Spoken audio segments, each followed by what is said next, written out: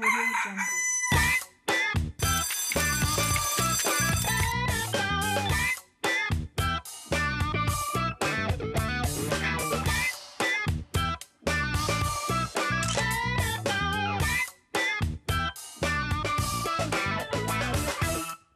Mesdames et messieurs, à chaque jour suffit son réveil. Merci d'être en notre compagnie. Je suis Marcelin Gouvoy, très heureux de vous retrouver en bonne santé ce matin avec ma consoeur tout aussi ravissante, Nessie. Bonjour Nessie. Bonjour Marco, bonjour téléspectateurs. Bien heureux nous sommes de nous retrouver chez vous pour partager ces moments d'intérêt avec vous parce que nous avons des sujets très intéressants qui à coup sûr vont vous intéresser. Voilà Marco. Tout à fait, on aura donc le plaisir de rencontrer une blogueuse qui nous parlera de son aventure de blogueuse. Mélissa Fatombi donc va revenir avec nous sur tout ce qui rythme cette fonction qui est de plus en plus à la mode de nos jours. Et la thématique de ce jour va s'adresser aux futurs parents. On parlera santé, consultation, examens médicaux avant la grossesse. Quel est l'intérêt? Quel intérêt? Ça sera dans la thématique de la dernière partie avec notre docteur du jour. Sans oublier les informations à travers le JT,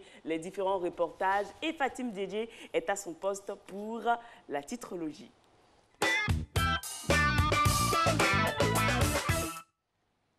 Bonjour Nessie, bonjour Marcelin, bonjour à tous. Voici les titres de ce jeudi 11 janvier 2018.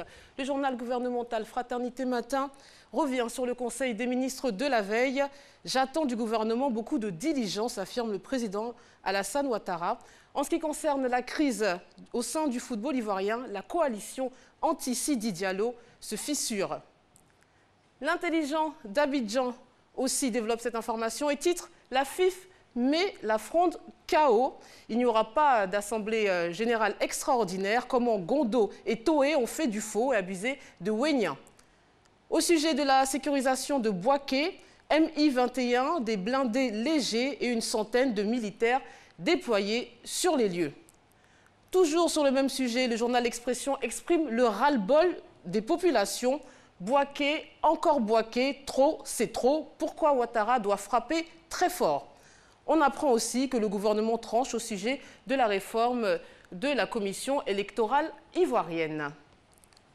Le quotidien d'Abidjan titre au sujet des événements de Boaké, le régime fortement ébranlé, le Conseil national de sécurité convoqué ce matin. Le journal évoque aussi la libération de Daï Nestor après 30 mois de détention. Le mandat, lui, s'intéresse aux locations de maisons et de bureaux. Les augmentations de caution et avances désormais sanctionnées.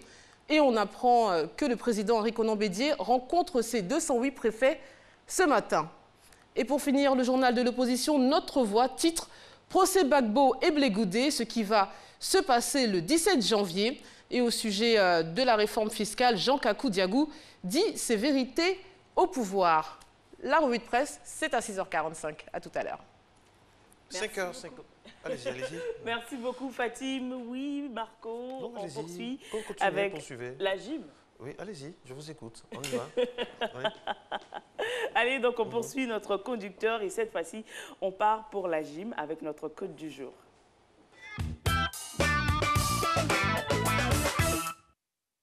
Bonjour chers téléspectateurs, je suis très heureux d'être en votre compagnie pour cette nouvelle émission de gym. Aujourd'hui, je suis accompagné de Samira à ma droite et de Valérie à ma gauche. On va faire un peu d'abdominaux, mais plus précisément du gainage. Donc si vous êtes à deux chez vous à la maison, ce sera très intéressant parce qu'elles vont travailler de manière interactive. Donc profitez si vous êtes monsieur et madame ou bien avec entre frères, amis, profitez pour travailler, pour faire ces exercices ensemble. On part directement pour le premier exercice, regardez-moi bien. On se met en position de pompe. Là, et on va toucher les épaules, d'accord? La main droite va chercher l'épaule opposée, la main gauche fait de même. On va en faire 20 deux fois, d'accord? Allez, 3, 2, 1, top, c'est parti. 1, 2, 3, 4, 5, 6, plus bas le fessier Samira, 7, 8, super, 9, 10, 1, 2, 3, 4, 5, 6, 7, 8, 9. Ok, super. Alors, lorsque vous travaillez chez vous à la maison et que vous faites ce mouvement-là, vous avez vu tout à l'heure la position de Valérie, elle avait le fessier le dos qui était un peu creusé comme ça. Donc évitez de le faire parce que vous vous mettez en danger. Cherchez à garder un alignement épaules, lombaires, fessiers et chevilles, d'accord? De sorte à ce que vous soyez en oblique pour éviter de vous mettre en danger. On repart donc pour un deuxième passage. 3, 2, 1. Top, c'est parti. Allez, 1. On touche l'épaule opposée. Alors, chez vous à la maison, si vous ne pouvez pas vous mettre dans cette position-là, vous mettez vos genoux au sol là et vous touchez vos épaules. Tranquillement là. D'accord? On relève juste les pieds derrière et on touche les épaules. Allez les filles. Encore. 5, 4, 3, 2, 1. Valérie, un peu plus haut le dos. Ok, super. Alors, on souffle. Le deuxième exercice. Là, maintenant, elles vont travailler de manière interactive parce qu'elles vont se taper dans la main. C'est-à-dire, elles se mettent en position de gainage et chacune tend la main droite pour saluer l'autre. D'accord? Allez les filles, on y va. 3, 2, 1. Top, c'est parti. 1, 2, 3. Plus bas le fessier. 4, 5, super. 6, plus haut la main. 7, plus haut. 8, 9, voilà. 10, encore. 1, 2, 3, 4, 5, 6, 7, 8, plus haut, Valérie, plus haut, 9. Ok, super. Allez, soufflez un peu. Vous prenez 10 secondes de repos, d'accord? Après cet exercice, après vous allez sentir au niveau des bras que ça tire les épaules, tout et tout. C'est forcément ce que nous recherchons lorsque nous faisons du gainage. Donc, n'hésitez pas à reprendre ce mouvement-là comme nous. Donc, suivez-nous. Allez, 3, 2, 1. Top, c'est parti. Allez, 1. Si vous êtes seul, 2, 3, 4, 5, 6, 7, 8, 9, 10. Si cette position est confortable pour vous, on descend les genoux simplement. Allez, 4, 5, 6, 7. Plus haut le dos, Valérie. 8, 9. Ok, super. Allez, on descend, on souffle. Alors, le dernier exercice que nous allons faire aujourd'hui, cette fois-ci, chacune va toucher l'épaule de l'autre. C'est-à-dire Samira, avec le bras droit, va toucher l'épaule gauche de Valérie. Et Valérie, avec le bras droit, va toucher l'épaule gauche de Samira. Allez, si vous êtes seul chez vous à la maison, voici comment vous pouvez exécuter ce mouvement. Vous faites 1, 2, 3. D'accord? Dans cette position, si c'est trop difficile, on descend juste les genoux là. Ok? Et on part. 1, 2, 3, 4. On va essayer de faire 2 fois 20. Allez les filles. 3, 2, 1, go! 1, 2, 3. Allez. 4. Plus vite. 5, 6, 7, 8, 9, 10, 1, 2, 3, 4, courage, 5, 6, un peu de courage aussi chez vous, 8, 9, ok, super. Allez, on souffle, on se repose 10 petites secondes, et puis on repart encore une dernière fois pour ce dernier mouvement. Allez, allez les filles, courage, 3, 2, 1, top, c'est parti. Allez, 1, plus bas le fessier, 2, Samira, 3, 4, on gagne bien la sangle abdominale, 5, 6, super, 7, 8, levez le bras plus haut, 9, 10, allez chez vous à la maison aussi, 1, 2, allez, 3, 4, 5, 6, 7, 8, 9, ok, super. Alors, en principe, après avoir fait tous ces mouvements, vous allez avoir les bras en feu, mais les abdos aussi ont bien travaillé parce que le fait de rester dans cette position sur les mains et sur la pointe des pieds ou bien sur les genoux, ça travaille énormément au niveau de la sangle abdominale. Donc veillez à reprendre ces exercices chez vous à la maison dès que vous avez un bout de temps. Moi, je vous donne rendez-vous demain pour une autre session de gym. Merci au coach Fabrice. Je rappelle aujourd'hui, donc, il était question du gainage. Le gainage a plusieurs bienfaits lorsque c'est pratiqué au quotidien. Par exemple, une plus grande définition musculaire. Et puis, le gainage permet donc d'éviter, de prévenir les lésions, sans oublier qu'il améliore la posture et puis il améliore également l'équilibre. C'est très bien. Et puis aussi, l'avantage, c'est qu'on peut le faire n'importe où. On n'a pas besoin forcément d'être dans une salle. Attention, tous au gainage pour ceux parmi vous qui ont dans leur résolution le sport en 2018. Parlons de résolution, mesdames et messieurs, il faut en prendre une, mais très très importante également, hein, c'est au niveau national, au niveau de notre emblème national. Notre drapeau orange, blanc, vert doit être respecté. On a trop souvent vu ça et là, dans des endroits différents, que ce drapeau était maltraité au sens propre comme au sens figuré. Attention, c'est ce qui représente d'une certaine manière, de façon globale, notre pays. Ce sont les couleurs nationales et il faut respecter notre emblème national. Côte d'Ivoire, je t'aime.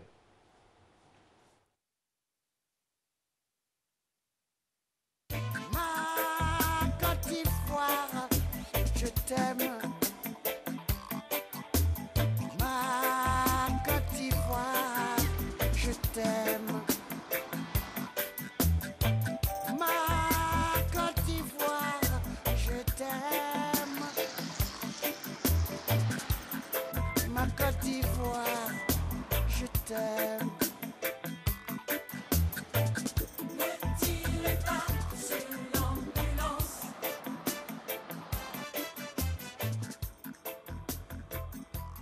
On ne veut plus voir ces images-là parce qu'il faut respecter le drapeau. Il faut faire en sorte que notre drapeau soit toujours dans de bonnes et belles conditions parce que c'est l'image de notre pays. Effectivement, on va faire un tour dans un autre pays où se déroulera les JO d'hiver et c'est le hockey sur glace. On y va, c'est le premier reportage que vous propose votre matinale.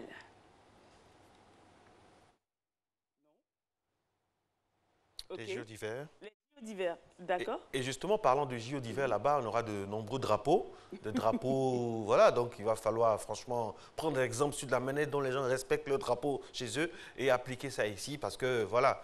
Et puis aussi, il y a des personnes qui mettent le drapeau de la Côte d'Ivoire dans leur maison, tout ça. Bon, c'est bien. Dans les différents bureaux. Dans les différents bureaux également, il faut respecter ce drapeau-là. C'est très important. C'est une manière également de transmettre aux jeunes, aux nouvelles générations, que vraiment c'est un symbole et ça rappelle beaucoup d'histoires traversées par notre pays. Nous allons aller où maintenant? À la diététique, c'est ça? À la diététique, d'accord. Donc,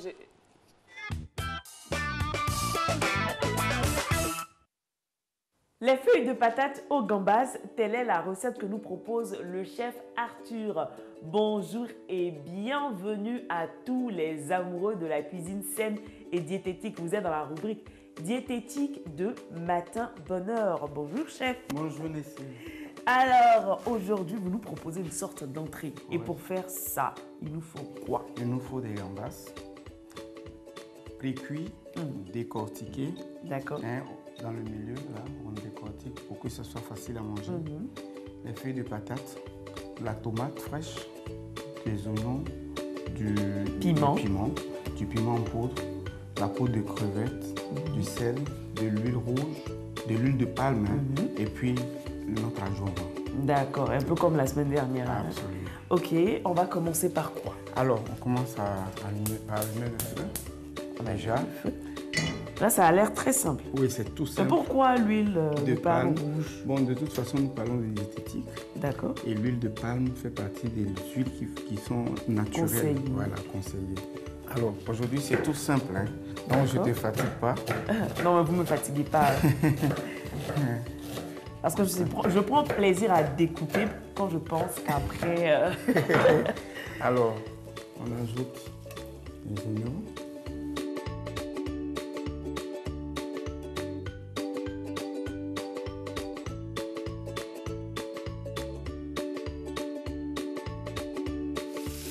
On va ajouter les feuilles. On va mettre les feuilles déjà. Qu'on a pris le temps de laver, préparer. Voilà. Et pour la préparation des feuilles, on ajoute quoi? De la potasse, un peu de sel. Voilà. Voilà, il faut vraiment tourner ça rigoureusement. Voilà. Parce qu'après, on va ajouter un peu d'eau.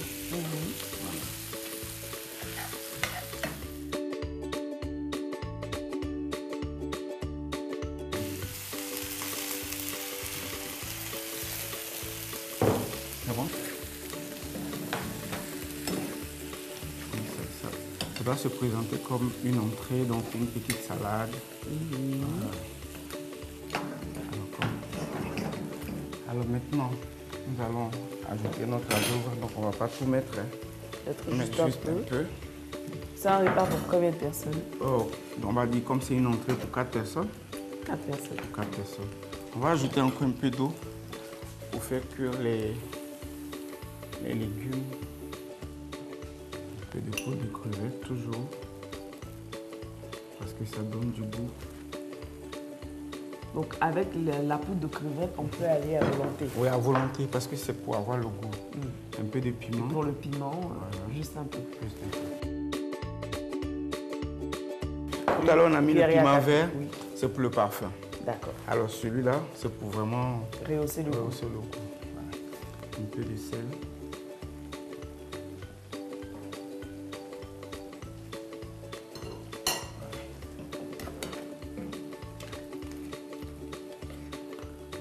Remarquez que j'ai pas mis trop d'huile. Juste un peu. Juste un peu. Pour faire revenir l'oignon. Voilà, l'oignon, la tomate. La tomate. Le piment.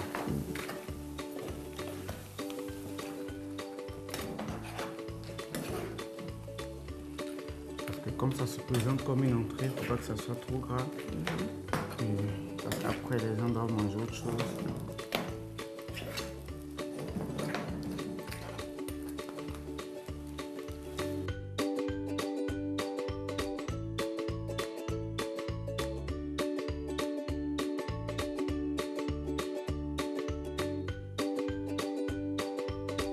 Alors, chef Arthur, je crois que les 5 minutes sont arrivées. Oui, c'est arrivé et puis c'est prêt.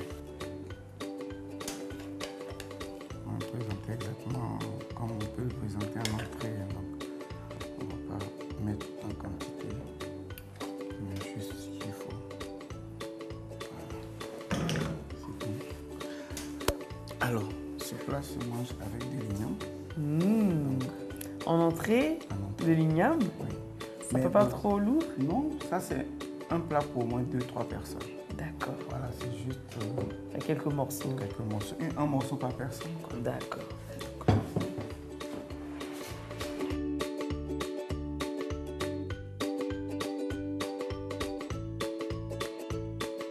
On a terminé. C'est l'heure de la dégustation. L'heure préférée de Messi. Je peux te servir, hein? Oui. D'accord.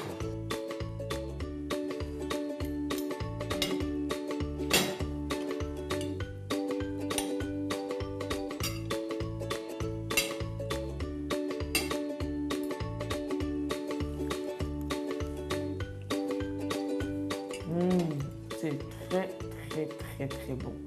En tout cas, merci beaucoup, chef Arthur. Merci de nous montrer qu'avec des plats simples, on peut faire des recettes diététiques et surtout des recettes délicieuses. Voilà, c'est surtout ça que je remarque. Merci beaucoup. Merci. Et on se dit à bientôt. Très bientôt. Ouais. Et, au revoir. Merci beaucoup. Au revoir. Non, pas au revoir, parce qu'elle est là encore avec nous, jusqu'à 7h30. Alors, j'imagine le goût, mais comme d'habitude, vous l'aurez constaté, mesdames et messieurs, comme d'habitude, les plats ne sont pas nécessaires à confectionner et à garder les plats. Mais c'était doux. Alors, Marco, j'avoue que je n'aimais pas beaucoup les patates. Mais là, j'ai changé carrément d'avis. Remuer le couteau dans la plaie. J'ai changé carrément d'avis. C'était tellement bon et surtout que c'est plein de minéraux, c'est riche en vitamines, surtout en vitamine A. Donc, je vous le conseille pour les personnes, surtout qui ont des problèmes d'anémie. Donc, c'est très. Ça a beaucoup de fer. Oui, c'est riche en fer. On peut boire ça, on peut accompagner ça de quoi? D'un bon verre de quoi? D'eau, bien de... De jus de fruits, nature, jus d'orange, jus d'ananas. Soro Félicitème, un bon verre de vin blanc, par exemple. Le matin? Non, pas le matin. Voilà. On ne mange pas ça forcément le matin. On peut le prendre au petit déjeuner aussi? Au petit déjeuner, oui. On peut le prendre au petit déjeuner. Je parle comme un chef, là. Ah, d'accord, petit déjeuner. Petit déjeuner assez riche en fer. Et puis, l'élément qui va venir est riche en émotions parce qu'il s'agit maintenant là, c'est officiel, du reportage sur les JO d'hiver qui, vous le savez, vont se dérouler bientôt du côté de Pyeongchang, c'est à ne pas confondre avec Pyongyang. Pyeongchang, c'est en Corée du Sud et Pyongyang, c'est la capitale, bien sûr, de la célébrissime Corée du Nord, de Kim Jong-un. On va aller maintenant à quelques semaines maintenant de l'ouverture, voir un peu comment ça se passe au niveau du hockey. Vous connaissez le hockey sur glace? J'en vois à la télé. Moi, je suis un grand joueur de hockey sur glace. Où ça?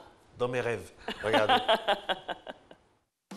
Le hockey sur glace, originaire du Canada, se joue entre deux équipes sur une patinoire. L'objectif est de marquer des buts en propulsant un disque de caoutchouc, le palais, avec une crosse. 6 joueurs par équipe, dont un gardien, sont sur la glace en même temps. Une équipe compte au maximum 20 joueurs et 2 gardiens de but. Un match est divisé en 3 tiers-temps de 20 minutes, entrecoupés de pauses de 15 minutes. La patinoire, mesurant 61 mètres sur 30 mètres, est divisée en 3 zones. Une zone défensive, une zone neutre et enfin une zone offensive. Les joueurs n'ont ni le droit d'entrer en zone offensive avant le palais, ni de le dégager directement depuis leur camp derrière la cage adverse. Des vitres de protection et des filets de protection sont placés autour de la patinoire. Le palais, en caoutchouc dur, peut atteindre plus de 180 km/h. La zone de but est le territoire du gardien. Un but peut être annulé si un joueur adverse entre en contact avec lui. Les contacts trop sévères et certaines fautes sont sanctionnés de minutes d'exclusion. Rembourrage, casque, visière et gants protègent les joueurs. Les gardiens de but sont également équipés de patins à coque, d'un masque avec grille, d'un bouclier et d'une mitaine pour attraper les palets. Et voilà, Marco qui pratique ce sport-là dans ses rêves. Grand joueur de hockey sur glace dans mes rêves, franchement. Et ceux qui auront la chance de se rendre à Pyeongchang, Oui. en Corée du Sud, auront l'occasion de vivre ces moments-là en direct. On rappelle que les JO, les Jeux Olympiques, se déroulent chaque 4 ans et c'est un événement sportif qui réunit plusieurs disciplines sportives. Et c'est sûr que la Côte d'Ivoire se retrouvera là-bas. Ce sont les Jeux Olympiques d'hiver. Et la particularité de ces Jeux-là, c'est que c'est généralement des sports de glace, tout ça. Et donc, ce sera très intéressant avec vraiment... je ne sais pas si on aura une délégation. Donc, africaine, c'est pas évident. Bon, peut-être une délégation africaine, soit peut-être de l'Afrique du Nord ou de l'Afrique australe. Mais bon, ce qui est sûr, c'est un grand moment qui marque un peu notre société, qui permet aux hommes de se retrouver, et puis c'est très important. Et puis, cette année, les Jeux Olympiques d'hiver ont une résonance particulière parce que ça permet le rapprochement des deux Corées qui, selon toute vraisemblance, devraient défiler ensemble, ce qui serait très très bien pour le rapprochement et puis le réchauffement des relations dans ces Jeux d'hiver. Et pour l'humanité tout entière, hein, ça sera une véritable preuve de dépassement, voilà, parce que là, il se serait dépassé. C'est une crise qui a duré plusieurs années déjà. Et ça montre que le sport va dans des endroits insoupçonnés. Le sport a un facteur de rapprochement, le sport a des vertus diplomatiques, vraiment, et ça c'est très très bien. Au-delà des discours parfois un peu violents de Trump ou de Kim Jong-un, le sport nous montre encore une fois de plus qu'il est un facteur de rapprochement et ça devrait inspirer beaucoup de fédérations, beaucoup de pays. Suivez mon regard. Et le sport également permet de rester en vie pendant longtemps. Absolument. Et là, on a un centenaire, là, Robert Marchand, qui prend sa retraite. Heureusement ou malheureusement.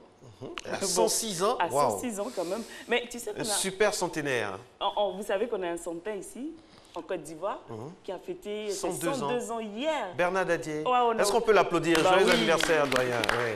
Avant de parler d'un centenaire dans un autre pays, célébrons aussi notre centenaire. Et ce n'est pas n'importe quel centenaire, c'est l'une des plus grandes figures littéraires du monde, pas seulement de la Côte d'Ivoire, de l'Afrique. Bernard Dadier, vraiment, moi j'ai des citations, des livres, on a tous lu, on a tous quelque part en nous une partie de Bernard Dadier. Monsieur Togonini. Et puis il y a une citation de lui que j'aime beaucoup. Le bonheur n'est bonheur que lorsqu'il est surprise. J'aime trop cette citation.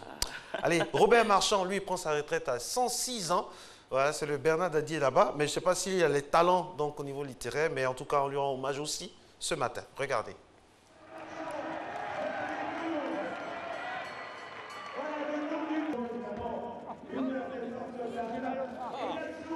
Le bonheur. Vous pouvez lever les bras, c'est gagné. On va saluer le public. Reculez, le ça ira pas non, reculez.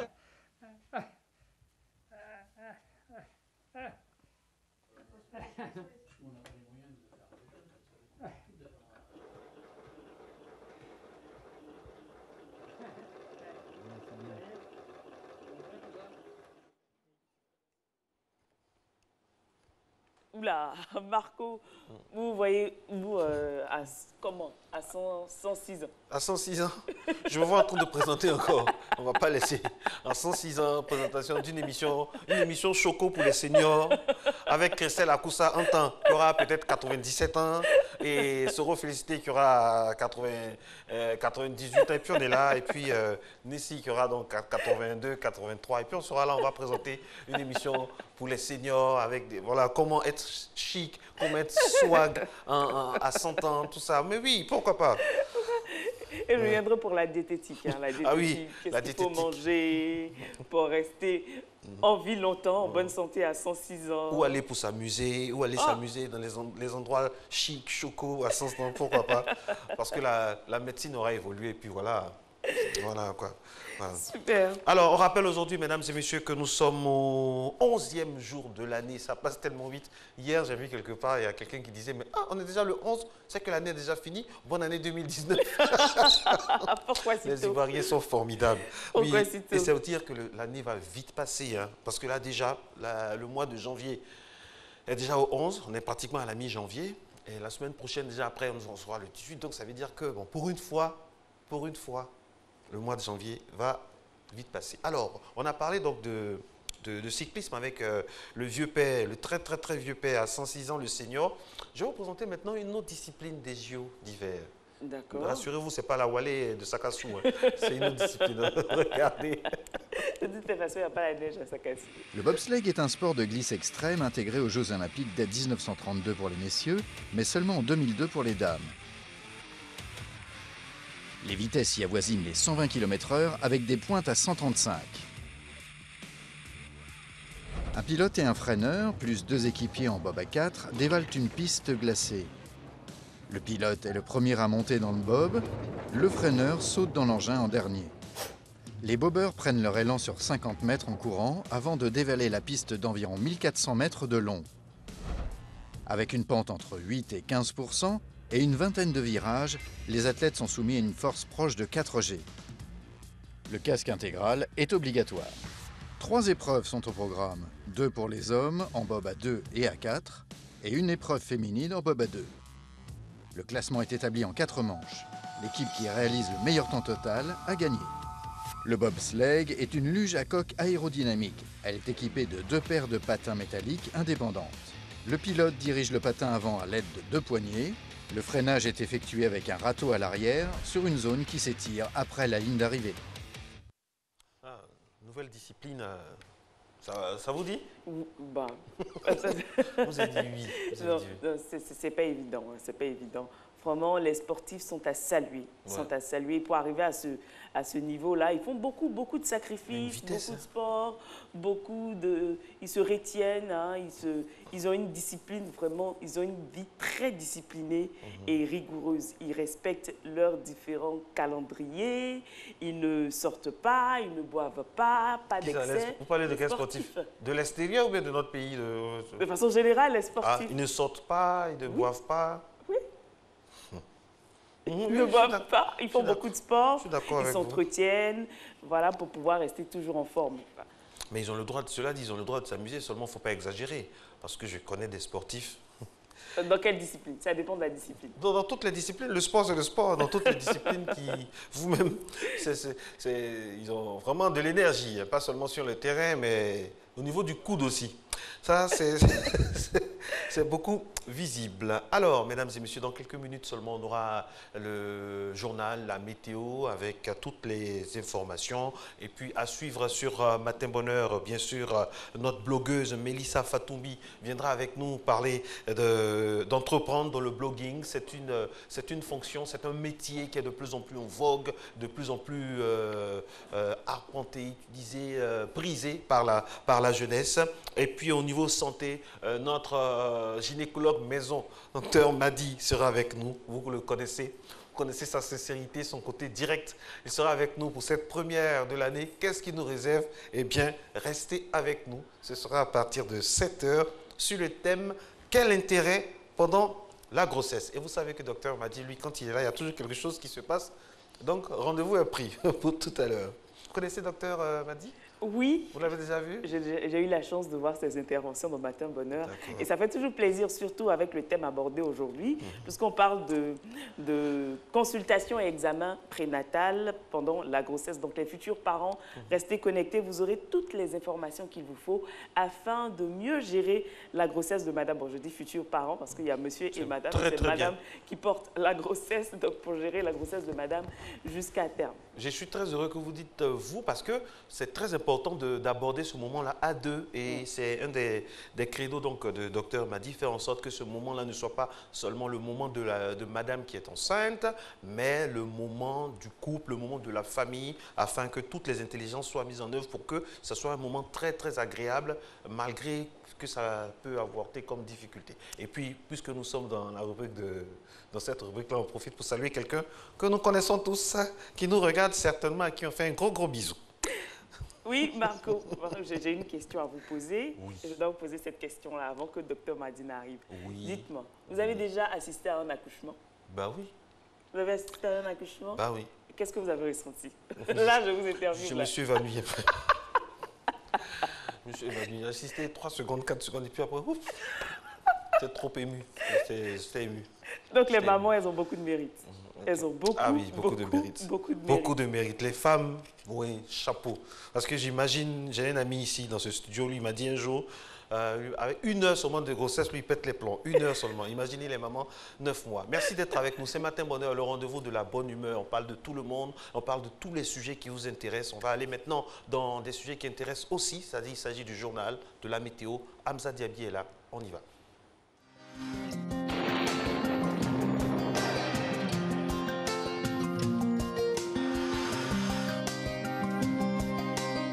MTN, everywhere you go.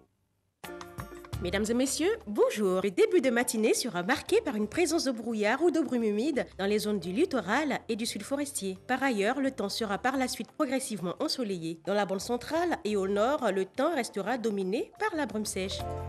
Les températures prévues pour la matinée, nous aurons 24 degrés à Abidjan. Adiaké marquera 23, il fera 20 degrés à Bondoukou comme à Boaké. Daloa, 21 degrés, Dimbokro 21 degrés, la ville de Gagnoa marquera 22 degrés. Il fera 19 degrés à Korogo, le mercure affichera 20 degrés à Mans, 19 degrés sur la ville d'Odiéné, San Pedro 23 degrés, Sassandra 24 degrés, à Tabou il fera 23 degrés et Yamoussoukro 20 degrés.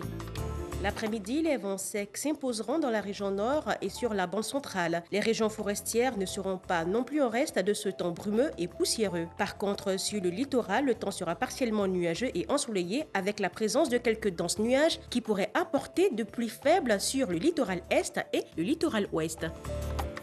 Les températures prévues pour l'après-midi, nous aurons 31 degrés dans les villes d'Abidjan comme à Adiaké, 33 degrés à Bondoukou et Boaké, Daloa 32, 32 degrés sur les villes de Dimbokro et Gagnoa, 31 degrés à Korogo, Mans 30 degrés, 31 degrés sur la ville d'Odiéné, 30 degrés sur les villes de San Pedro, Sassandra, Tabou et Yamoussoukro marquera 31 degrés. Très belle matinée à toutes et à tous.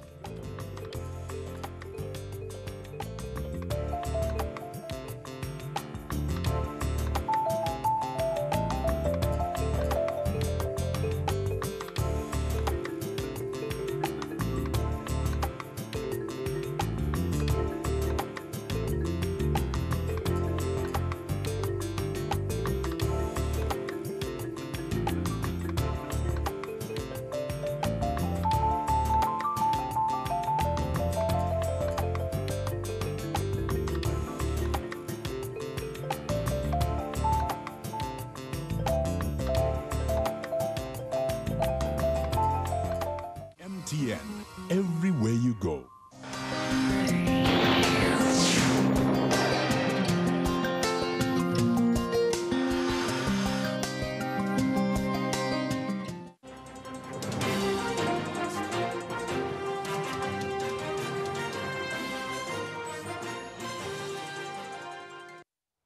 Bonjour mesdames et messieurs, bienvenue dans ce 6h30. Commençons ce journal par le tout premier Conseil des ministres de l'an 2018 qui s'est tenu hier mercredi 10 janvier au palais de la présidence de la République. Et c'était l'occasion d'échanges de vœux entre le président de la République, Alassane Ouattara, et les membres du gouvernement. Awa Touré. Le Conseil des ministres de ce mercredi 10 janvier, le premier de l'année 2018, a démarré par des échanges de vœux entre le président de la République, Alassane Ouattara, et le gouvernement, dont le Premier ministre, Amadou Gon Coulibaly, s'est fait le porte-parole. Tous les membres du gouvernement sont déterminés à œuvrer, chacun selon ses attributions, à la concrétisation sur le terrain de la feuille de route qui nous est ainsi définie. Les actions concrètes pour la mise en œuvre de ces importants chantiers que vous avez énoncés seront mises en œuvre avec célérité et efficacité. Plus que jamais, nous prenons l'engagement d'œuvrer sans relâche à accroître l'efficacité de nos actions en vue de répondre de façon diligente aux attentes pressantes et légitimes des populations. Aussi, Excellence, Monsieur le Président de la République, nous prenons l'engagement que nous ne ménagerons aucun effort en vue de mener avec dévouement et rigueur nos missions respectives. Sous votre autorité, nous veillerons à la cohérence d'ensemble de l'action gouvernementale. Monsieur le Premier ministre, ce premier Conseil des ministres de l'année 2018 coïncide avec l'an 1 du premier gouvernement de la Troisième République. Je voudrais donc profiter de cette occasion pour vous féliciter, ainsi que l'ensemble des membres du gouvernement, pour l'important travail que vous avez accompli tout au long de l'année, malgré les adversités. Je vous félicite tout particulièrement, Monsieur le Premier ministre, pour votre leadership et votre dynamique action à la tête du gouvernement, en dépit d'une année 2017 particulièrement difficile. Monsieur le Premier ministre, vous avez relevé les priorités auxquelles le gouvernement devra s'atteler tout au long de l'année 2018. Et je résume, à savoir le renforcement des institutions pour la paix et la bonne gouvernance, la transformation structurelle de notre économie, l'amélioration des conditions de vie des populations, la promotion de la jeunesse et de la femme. Je vous demande donc d'œuvrer dès à présent à la concrétisation de la feuille de route que vous venez de définir. J'attends bien sûr du gouvernement, comme d'habitude, diligence et célérité. Saisissant l'occasion, Jean-Claude Brou, nouvellement élu par les chefs d'État et de gouvernement comme président de la commission de la CEDEAO, a exprimé sa gratitude au président de la République pour le choix porté sur sa personne. Excellence, Monsieur le Président de la République, cette décision des chefs d'État et de gouvernement est un grand honneur qui est fait à notre pays, la Côte d'Ivoire, et vous l'avez indiqué. Elle est de nature à contribuer davantage à son rayonnement sur la scène régionale et internationale, qui est l'une de vos ambitions. En témoignent les nombreux succès enregistrés sur ce plan depuis que vous présidez aux destinées de la Côte d'Ivoire. Je suis donc naturellement heureux de contribuer à cette ambition. Le chef de l'État lui a dit sa fierté et l'espoir qu'il place en lui dans la conduite de cette noble mission. Je voudrais, en notre nom à tous, féliciter mon jeune frère, le ministre Jean-Claude Brou. Merci. Je voudrais féliciter le ministre Jean-Claude Brou, qui occupera, à compter du 1er mars 2018, la présidence de la Commission de la Communauté économique des États de l'Afrique de l'Ouest. Comme j'ai eu l'occasion de le dire au chef d'État quand nous étions à huis clos, je voulais donner à la CEDEAO l'un de nos meilleurs, l'un des meilleurs fils de la Côte d'Ivoire. Jean-Claude, au regard de ton expérience, de tes qualités professionnelles et personnelles, je suis convaincu que tu sauras t'acquitter avec grand succès des nouvelles charges et faire honneur à la Côte d'Ivoire. Je n'en doute point. Bravo à toi, Jean-Claude. Bravo. Après ces échanges, la séance s'est poursuivie par l'examen des dossiers à l'ordre du jour de ce premier conseil de l'année. Nommé par décret le 14 juillet 2017, le président de la Haute Autorité à la bonne gouvernance, Ngolo Coulibaly, a été installé dans sa charge hier mercredi 10 janvier 2018 à l'occasion d'une cérémonie en présence du chef de l'État, le président Alassane Ouattara. C'était donc au palais de la présidence de la République. Je rappelle que Ngolo Coulibaly était précédemment médiateur de la République avant cette nouvelle nomination. Alors, qui est Ngolo Coulibaly? Cet homme au riche et long parcours dans l'administration publique. Mahama Traoré, notre reporter, nous dresse ici son portrait. À 73 ans, Ngolo Fatogoma Coulibaly a su bâtir le profil qui a milité en faveur de sa désignation à la tête de la Haute Autorité pour la bonne gouvernance.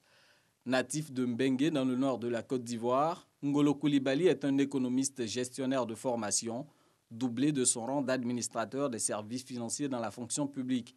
De 1976 à 1994, il a successivement été le directeur de la dette publique, directeur général du Trésor et président-directeur général de la Caisse autonome d'amortissement. De 1999 à 2000, il fut membre du gouvernement de transition en qualité de ministre de l'économie et des finances. Sur le plan politique, Ngolo Coulibaly a également porté plusieurs casquettes d'élu local, député à l'Assemblée nationale de 1995 à 1999, maire de la commune de Mbengue de 2001 à 2002, puis président du Conseil général de Korogo de 2002 à 2011. Dès son accession à la magistrature suprême, le président Alassane Ouattara le nomme médiateur de la République. Il multiplie alors les missions en zone rurale afin d'apaiser les conflits entre les communautés, comme ce fut le cas à Bouna.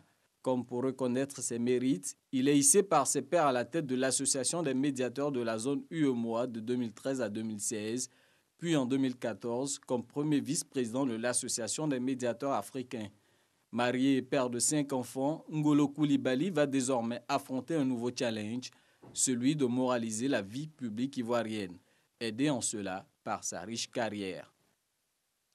Un mardi, aux alentours de 17h, un hélicoptère de l'armée française en vol de reconnaissance a heurté des câbles de moyenne tension dans le village de Ngokro, dans le département d'Alépé, avant de finir sa course dans le fleuve Comoé. Mais il y a eu plus de peur que de mal. Aucune victime décédée. Les 3 membres de l'équipage secourus par les jeunes du village. L'heure était jusqu'à hier après-midi aux tentatives pour remonter l'appareil à la surface, une action conjointe des secouristes ivoiriens et français. L'épave étant située à 520 mètres du village et à 3 mètres de profondeur. On en parle avec Franck Guadio. Fleuve Comoé à 520 mètres du village de Ngokro, département d'Alépé. Des sauveteurs ivoiriens et français ratissant le lieu où s'est écrasé la veille, entre 16h30 et 17h, un hélicoptère de l'armée française. La mission du groupe, faire le constat de l'état de l'appareil afin de faciliter la remontée. Pour rappel, l'hélicoptère volant à basse altitude a percuté des câbles de moyenne tension avant de s'écraser dans le fleuve non loin du village avec à son bord 3 militaires qui ont été secourus par les jeunes du village. On était sur l'eau là, donc on a pris les pirogues. Arrivé à leur niveau, déjà l'avion s'est noyé. Donc, et ceux qui étaient déjà dans l'avion, ils se sont cherchés. Mais arrivé à leur niveau, on a trouvé un qui était dans l'eau là. C'est l'un là qu'on l'a suivi. Les 2 autres là, ils étaient déjà sauvés. Aucune perte en vie humaine et un blessé léger. Mais une inquiétude pour les villageois. Le câble sectionné par l'hélicoptère les plonge aujourd'hui dans l'obscurité. Une difficulté pour ceux qui exercent le petit commerce. Une inquiétude posée aux autorités militaires françaises et ivoiriennes venues aux premières heures ce matin et prise en compte selon les habitants. Au niveau qu'on appelle des petites et moyennes entreprises, telles que ceux qui ont les poissonneries, actuellement tous les poissons sont en train de se décomposer parce qu'il n'y a pas de courant. Donc tout à l'heure, nous étions avec le commissaire chargé des affaires de contentieux au niveau de l'armée française. En tout cas, il nous a rassuré. L'hélicoptère français venu du 43e BIMA effectuait une mission de reconnaissance dans le cadre des préparatifs des exercices militaires conjoints franco-ivoiriens. À 16h, quand nous quittions les lieux, l'épave n'avait pas encore été remontée à la surface. Plus en bref, la marine libyenne a annoncé mardi sur la base du récit de survivants qu'entre 90 et 100 migrants avaient disparu en Méditerranée après le naufrage de leur embarcation de fortune au large des côtes libyennes au niveau de la ville d'Al-Khoms. Il s'agissait d'un canot pneumatique et seules 17 personnes, dont des femmes, ont pu être secourues après être restées plusieurs heures cramponnées à des morceaux du canot. Et puis, appuyé par l'aviation russe, l'armée syrienne a pris hier soir l'aéroport militaire d'Abu Zuhour après de violents combats contre une coalition djihadiste menée par l'ancienne branche d'Al-Qaïda en Syrie. La reprise de cette base stratégique à Idlib, au nord-ouest du pays, va permettre aux troupes gouvernementales d'installer un solide tête de pont pour tenter de reconquérir cette province contrôlée en grande partie par des groupes djihadistes. En bref, et en image pour refermer ce journal, rendons-nous aux États-Unis où le président Donald Trump a affirmé que son pays pourrait revenir dans l'accord de Paris sur le climat tout en ne donnant aucun signe concret qu'il entendait aller dans cette direction à ce stade. L'accord de Paris tel que nous l'avons signé était très injuste pour les États-Unis. Voilà ce qu'il a déclaré lors d'une conférence de presse commune avec la première ministre norvégienne Erna Solberg. L'accord était mauvais pour les entreprises, a-t-il martelé, jugeant que les objectifs des Américains étaient trop élevés par rapport à ceux de son grand rival chinois. Nous pourrions en théorie y revenir. Voilà ce qu'il a dit pour terminer, sans autre précision. Merci de nous avoir suivis et bonne suite des programmes accompagnés de Marcelin et Nessindri. Merci beaucoup Hamza. Rendez-vous avec vous aux 13h? Non, pour le week-end. Ce sera pour le week-end. Mais de temps en temps, en 2018, il se repose beaucoup. C'est bien. C'est bien. Il fait du sport, il a pris de nouvelles résolutions, il fait du sport, tout ça. Il a abandonné le cigare. Oui, je suis vos conseils dans Matin Bonheur. Il s'est mis au gainage. Il s'est mis au gainage. Voilà. Merci beaucoup Hamza Diaby. Merci Marcelin. Tous les jours avec beaucoup de plaisir. Donc au service de l'information, il est 6h42. On se paye même le luxe d'être en avance, mesdames et messieurs, puisqu'on a 3 minutes d'avance. Oui, ça vraiment, il faut mettre ça à l'actif de toute l'équipe. Tout le monde est là. Notre réalisatrice sera félicitée. Un jour, on va vous retransmettre un peu ce qu'on entend dans l'oreillette. Vous savez, c'est très intéressant. On peut faire un album avec Nessie. Alors, on va faire le point. Dans quelques minutes, ce sera Fatim, qui est déjà positionnée, qui s'échauffe. Et puis, la rubrique Entreprendre avec une jeune blogueuse remplie de promesses qui nous parlera de la passion de son métier. Mélissa Fatombi, elle est en train de s'installer. On aura la pub à 7h. On aura la santé, donc avec Dr Madi. Mais avant, la revue de presse. C'est maintenant.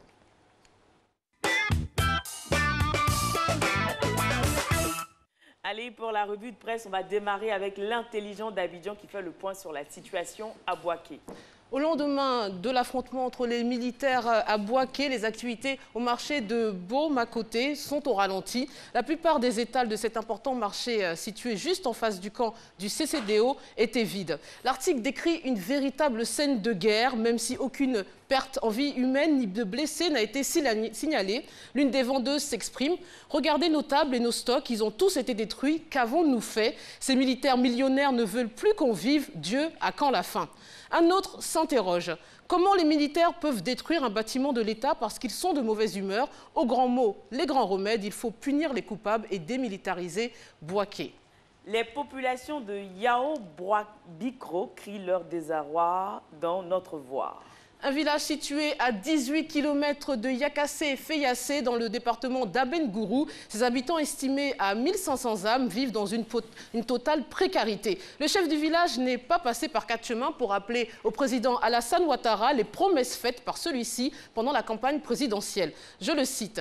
Chaque jour, à la RTI, la ministre de l'Éducation nationale parle de l'école gratuite pour tous. Mon enfant, qui est âgé de 7 ans, n'a pas pu s'inscrire dans mon village. À quoi il ajoute, pour sans doute nous amadouer, des poteaux électriques ont été déposés dans le village et sont toujours couchés. Sur le plan sanitaire, le village ne dispose pas de centre de santé. C'est un véritable handicap. Lorsqu'un cas de maladie grave ou un cas de grossesse se présente, eh bien, tout le monde retient son souffle. Allo Police est allé à la rencontre d'une communauté religieuse pas comme les autres. C'est une véritable curiosité pour ceux qui ne la connaissent pas encore, la communauté musulmane d'Adjoufou, installée dans la commune de Port-Boué, qui vit modestement. Alors sa mission, prêcher la parole de Dieu, vivre la foi comme au temps du prophète Mahomet et faire prévaloir le dialogue interreligieux. Depuis 2004, ces musulmans prêchent la bonne parole dans les ambassades, les églises, mosquées, bars, maquis, fumoirs, convaincus que les non-croyants peuvent devenir des croyants sincères. C'est ainsi que l'année dernière, ils font l'incursion dans un fumoir de Port-Bouët et y trouvent l'artiste Zouglou, Petit Denis. Je le cite, « Nous avons dit à ces drogués qu'ils ont encore une chance et que tout n'est pas perdu pour eux et qu'ils doivent donner leur vie à Dieu. » Petit Denis nous a longuement écoutés. Ensuite, il a affirmé être satisfait de notre prêche parce que nous ne les jugeons pas. Plus tard, après une cure de désintoxication, le 6 mai 2017, eh bien, nous sommes allés chez lui le convertir à l'islam. Diaspora News consacre son éditorial à Georges Weah. Et c'est le journaliste Clément Yao qui s'intéresse donc au nouveau président du Libéria, Georges Weah. Alors après son premier coup d'essai à la présidentielle de 2005, soldé par une défaite face à Ellen Johnson, eh bien, il ne s'est pas découragé. Au contraire, il a mis ses 12 années à profit pour s'instruire et se former et revenir victorieux. Pour l'heure, Mr George est seul aux commandes du navire libérien, mais les défis qui l'attendent dès son investiture eh bien, sont nombreux. Tout est urgent et prioritaire dans ce pays qui garde encore les stigmates de la guerre. L'héritage que va lui léguer sa prédécesseur est lourd à porter. Il doit continuer à pacifier le pays et réconcilier les Libériens. S'agissant des défis économiques, eh bien, le nouveau président rêve de voir le Libéria redevenir ce pays fréquentable et prospère des années 60 grâce à l'exploitation de ses gisements. Au niveau des hommes qui vont l'entourer, selon l'article, le président doit solliciter la diaspora libérienne éduquée et diplômée à l'étranger. Et pour finir, un voyage insolite. Les passagers du vol HA446 de la compagnie aérienne Hawaiian Airlines se rappelleront toujours de leur réveillon de ce 31 décembre 2017. Grâce à un retard de 10 minutes, eh bien, ils ont l'incroyable opportunité de remonter dans le temps. L'avion a quitté le sol à minuit 05 le 1er janvier 2018, donc avant d'atterrir à Honolulu le 31 décembre 2017 à 10h16 du matin. Alors les passagers ont bien ri, ils ont découvert qu'ils devaient souhaiter une deuxième fois la nouvelle année à cause du décalage horaire de 23 h entre donc la Nouvelle-Zélande et Hawaï. Il n'y a pas de décalage horaire, mais j'en profite pour vous souhaiter moi aussi une deuxième fois une bonne année. Et à demain. Bonne année, Nessie. Bonne année, Marco. Bonne année, Mélissa Fatombi. Bonne année à tous. Séance de rattrapage. Bonne année. Merci beaucoup. Il est 6h47 partout en Côte d'Ivoire. Je ne sais pas, le 16h47 certainement du côté de Wellington en Nouvelle-Zélande. Merci d'être avec nous. Il n'y a pas de jingle, on va aller directement. Ça tombe bien parce qu'elle est directe. Chaque jour, elle est très active sur la toile. C'est une blogueuse. Mélissa Fatombi est avec nous. Nous allons parler un peu de la passion de son métier. Bonjour Mélissa. Bonjour Marcelin. Bonne année à vous. Merci à vous aussi. C'est quoi une blogueuse? Une blogueuse, on va dire un blogueur, c'est quelqu'un qui a une plateforme et qui alimente à chaque fois sa plateforme avec des articles écrits ou encore des vidéos. Donc voilà, c'est un peu ça. D'accord. Il y a des blogs professionnels et il y a des blogs amateurs. Oui, on va dire qu'il y a des blogs professionnels et il y a des blogs amateurs. Donc, un blog professionnel, c'est quoi? C'est quelqu'un qui veut bloguer professionnellement, déjà, il s'achète un nom de domaine. Un nom de domaine, d'accord. Un nom de domaine. Il se fait une plateforme qui est vraiment, vraiment professionnelle. Ça change un peu de ce qu'on a l'habitude de voir où, je dis n'importe quoi, peut-être un blog foodie ou... foodie, parlant de nourriture? Oui. Ou un blog de maquillage, très à la vogue. Ouais. Très en vogue, pardon. Très en vogue, oui. Et donc, vous pouvez, je dis n'importe quoi, prendre le nom, les délices de Mélissa, et à la fin, on voit wordpress.com. Ça, c'est un blog, mais c'est pas très, très professionnel. Ça serait intéressant qu'il y ait .com, .net ou encore .ci. Donc, en ce moment, en plus, avec la plateforme qui est assez épurée, vraiment avec un beau design et tout, on dit que vous bloguez professionnellement. Wow. Et on a parlé dans notre blog aussi, c'est un blog? Oui, un blog de maman. Un blog de maman. De maman. Ah, maman. Vous avez un blog de maman. Et mon blog, c'est oman225.ci. Oui, Oman. Maman embêtée, je ne suis pas bêtée. Hein. C'est la vraie prononciation, Oman. Oman, voilà, c'est ça. Donc c'est sûr que la thématique d'aujourd'hui va l'intéresser. Oui. Ah. Vous parlez de quoi dans Oman 225? Je parle de ma vie de maman, de ce que j'ai vécu durant les 9 mois de grossesse, l'accouchement et tout. Comment ça s'est fait, comment je l'ai préparé et tout.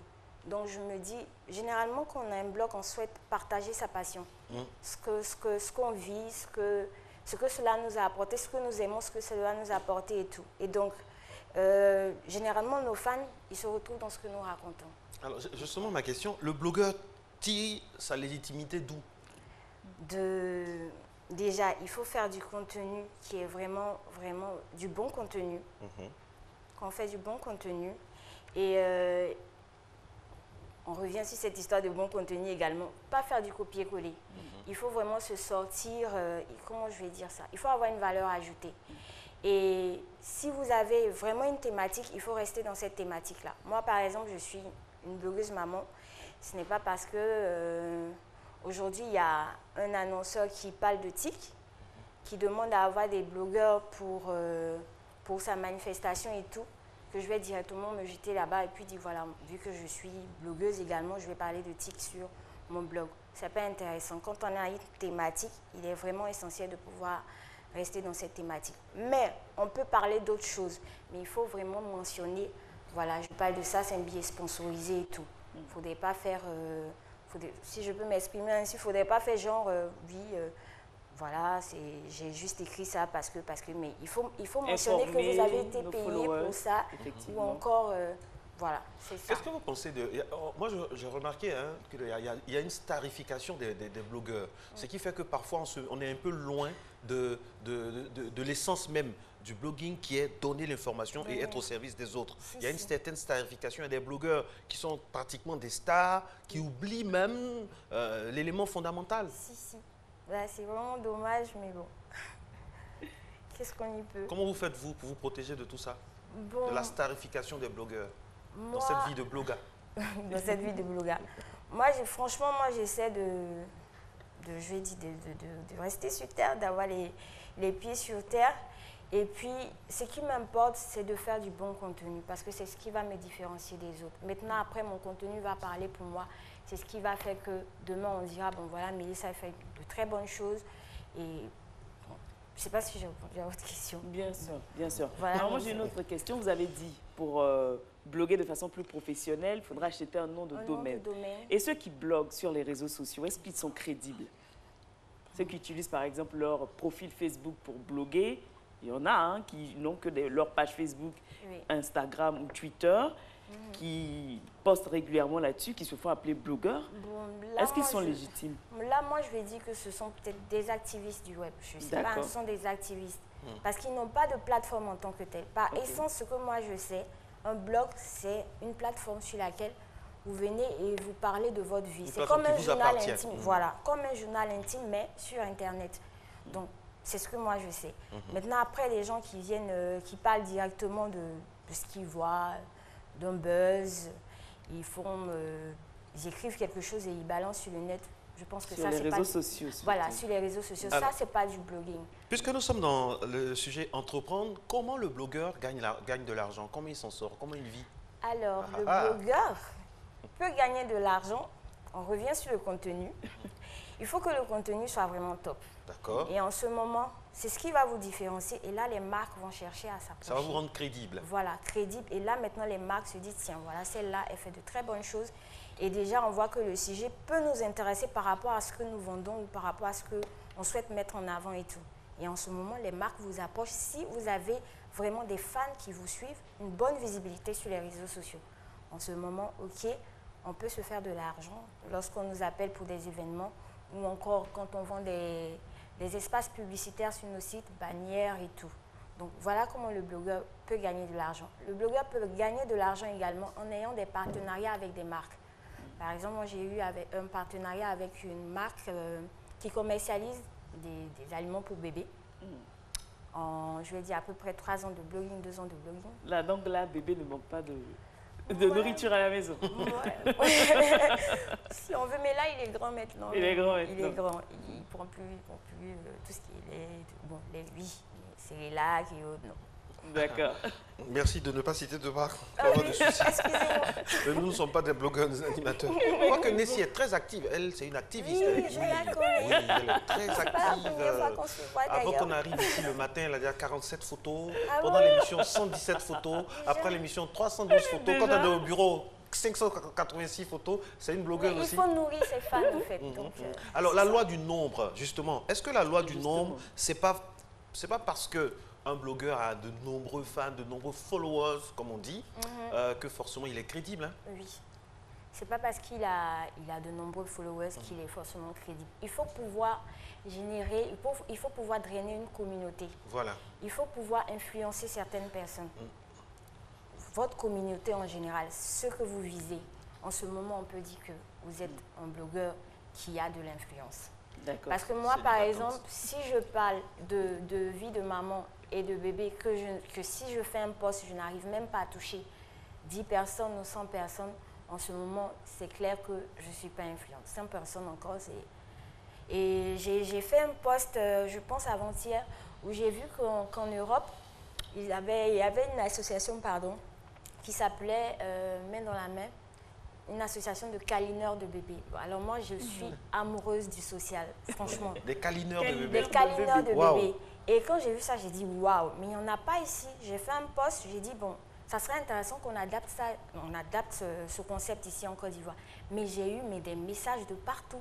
Et je pense que d'Europe et tout, mais bon, on ne pourra pas travailler avec eux. Qui sait?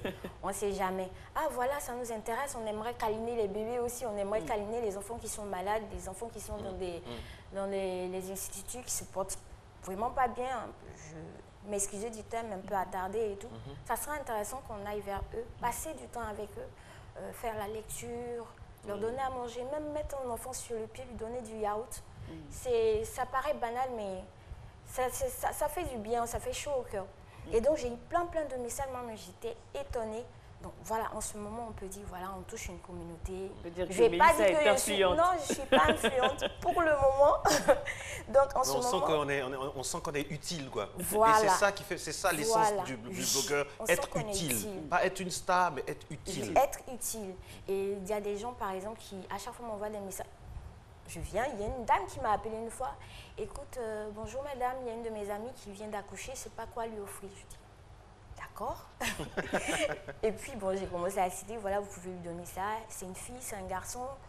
Bon, ça c'est, au fait, je vais dire, c'est notre première satisfaction.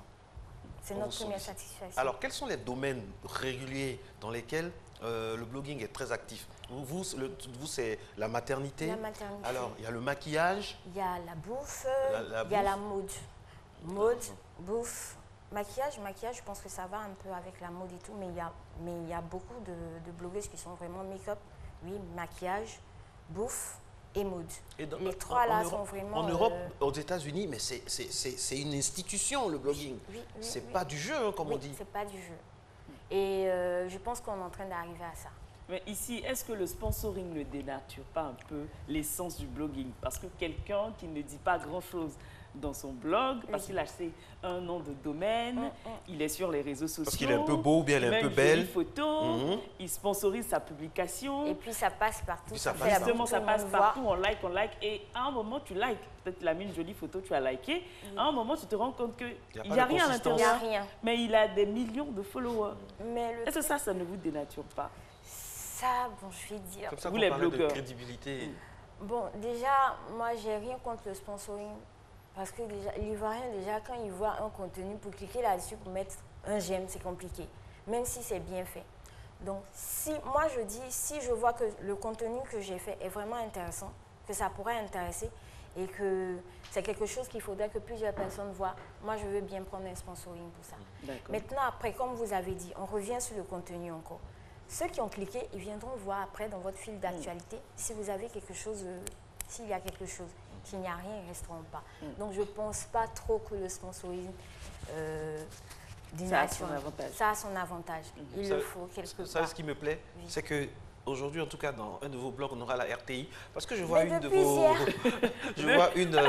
vos collaboratrices qui est en train de nous mitrailler. Mais depuis hier, j'ai le logo de Matin. Vous êtes en direct? Non. Ah, ok.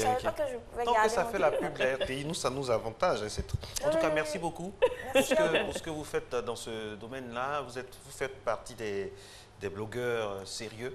Et c'est la raison pour laquelle la rédaction en chef vous a invité. Merci, bon ça fait courage. plaisir. Et puis on salue toutes les mamans, on leur fait de gros bisous et tous les enfants aussi. D'accord. Toutes les omans. Toutes les omans. Monsieur Marcelin vous fait de gros bisous. Ouais, gros bisous. Hein. Qui sait, peut-être un jour on viendra. Moi aussi. Puis, il n'y a pas Opa? Pas encore. Opa, il n'y a pas? Mais qu'est-ce qu'ils attendent les hommes? Je ne sais pas. Hein. Mais c'est vrai. On va organiser ça. Les pères chocos, les pères tendance, les pères swag, comme on dit. Merci beaucoup, Mélissa Fatombi. Merci à vous. Merci beaucoup. Donc, Mélissa, on l'a recevue à l'instant. Elle est blogueuse et elle, sa spécialité, c'est du blogging pour les mamans. Je sens que Nessie va se... bientôt, le blog Nessie. Le blog de Nessie. La Nessie Attitude. Nessie Attitude, ah, super, ce serait pas mal. Allez, on continue avec cette fois-ci la thématique du jour, santé, examen et consultation. Quel intérêt pendant la grossesse? On y va pour les jingles et juste derrière, vous avez l'élément explicatif.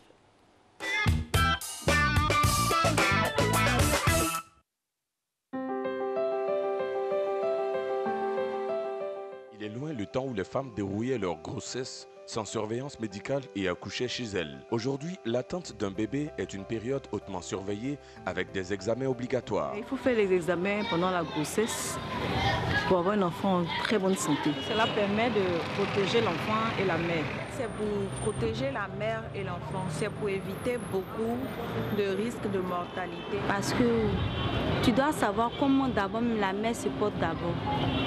Et après faire les échographies pour pouvoir voir comment l'enfant est situé. C'est pour éviter les maladies et les malformations de l'enfant. Les consultations prénatales permettent aux médecins de veiller au bon déroulement de la grossesse et de détecter les troubles qui pourraient mettre en danger la vie de la mère ou de l'enfant. Les avantages en faisant les consultations, c'est d'abord un enfant en très bonne santé, intelligent, et puis bien portant. Permet d'être en bonne santé, vous et votre enfant, et faciliter votre accouchement. Les avantages qu'on peut avoir en faisant les consultations prénatales, c'est que la mère peut être en bonne santé, l'enfant aussi en bonne santé. Les consultations pendant la grossesse commencent à chaque fois avec un bilan de l'évolution de la santé de la mère et du fœtus. La première doit avoir lieu au cours du premier trimestre de la grossesse. Elle prend en compte les antécédents médicaux, chirurgicaux, gynécologiques et obstétriques de la mère, ainsi que la manière dont elle a vécu le début de la grossesse. La consultation du 4e mois permet d'examiner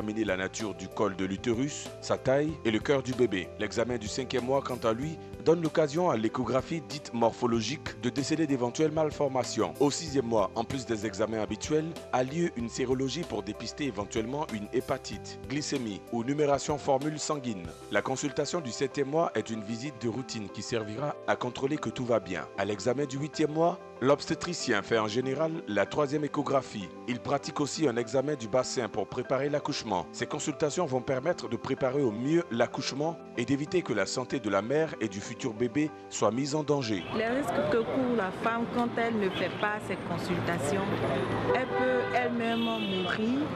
L'enfant aussi peut mourir, ou bien il peut avoir d'autres complications. Ça fait que toi-même tu es en danger d'abord. Et l'enfant aussi en danger. Si tu as des maladies dans le corps, tu ne sais pas parce que tu ne vas pas à la consultation prénatale. Ça peut engendrer les accouchements difficiles et aussi les malformations des bébés. Donc, la mère peut perdre l'enfant à cause des difficultés que cela va engendrer pendant l'accouchement. L'enfant peut naître en n'étant pas en bonne santé. Bon nombre de facteurs de risque sont liés à l'insuffisance, voire l'inexistence de soins prénatals, dont la mortalité maternelle et la mortalité périnatale, les malformations physiques et intellectuelles, et plusieurs maladies qui auraient pu être évitées. Alors, chère future maman, pour votre santé et celle de votre bébé, dites oui aux consultations prénatales. Voilà, le postulat est ainsi posé, hein, donc avec notre thématique santé, bien sûr, de ce jeudi. Avec docteur Madi. Bonne année à vous, docteur. Qu'est-ce qu'on peut souhaiter aux mamans et aux parents?